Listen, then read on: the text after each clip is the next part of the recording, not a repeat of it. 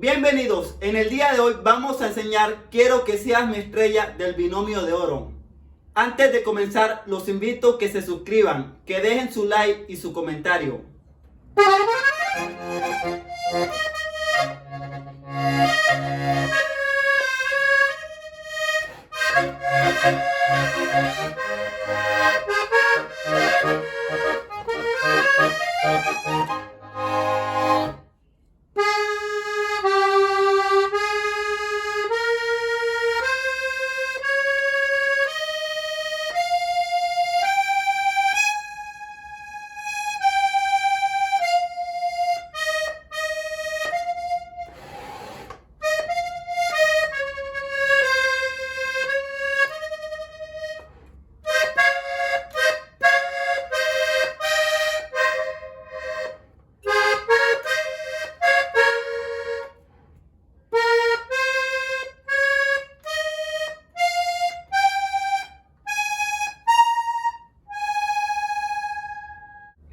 Ahora seguimos con el intermedio.